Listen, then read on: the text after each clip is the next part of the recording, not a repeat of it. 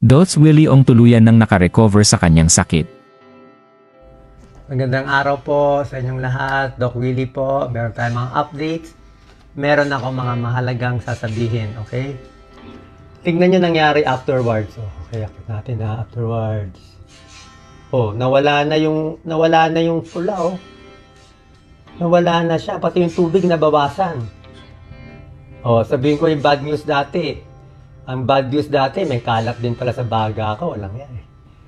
Pati baga, tinamaan pa, oh. Pero ngayon, lumiit din yung mga nodule ko sa baga.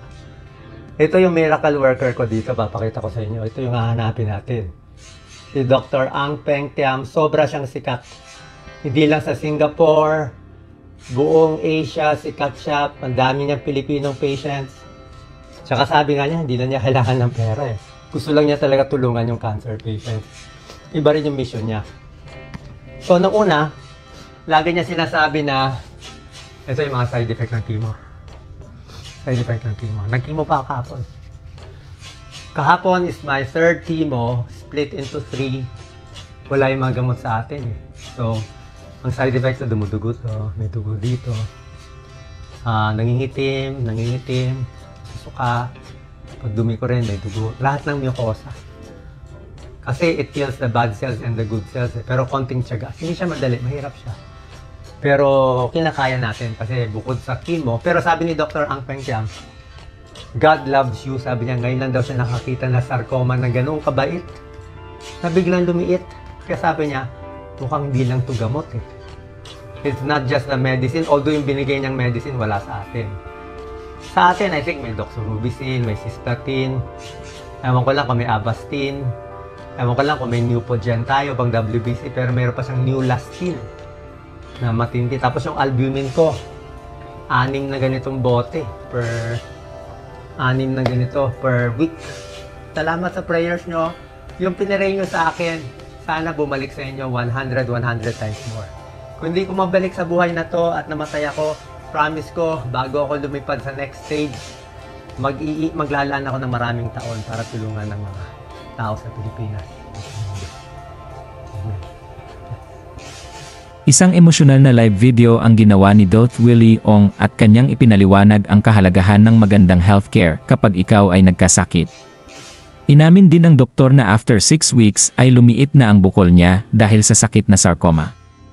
Dati di umano ay sobrang sakit ang kanyang dinadama, ngunit naging posible ang paggaling ng lahat at gumaling siya dahil sa mabilis na naagapan ang kanyang sakit. Pagtatapat pa ng doktor sa kanya ay tila hindi lang daw sa gamot at chemo ang lahat dahil napakabilis ng kanyang recovery.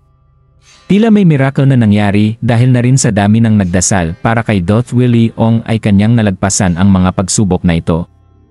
Sa ngayon ay layunin ni Dots Willie Ong na makatulog sa ating mga kababayan at bigyan ng importansya ang kalusugan lalong-lalo na sa mga ospital.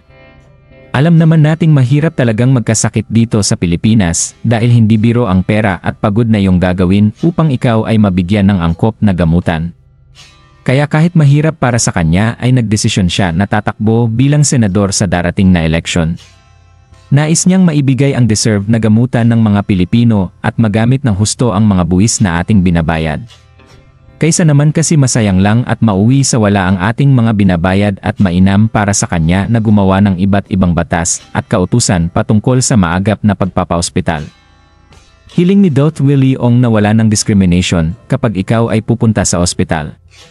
Gusto din niyang mabago ang layunin ng mga ospital at wag muna hanapan ng bayad ang taong bayan dahil sa paningin niya nahihiya tayong pumunta sa ospital dahil walang pera. Kaya nasa bahay na lang tayo nagpapagamot ay natatakot din sa mahal na bayarin sa ospital.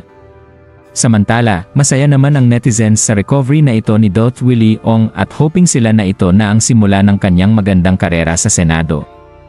Anong masasabi niyo sa balitang ito? Comment down below. Maraming salamat!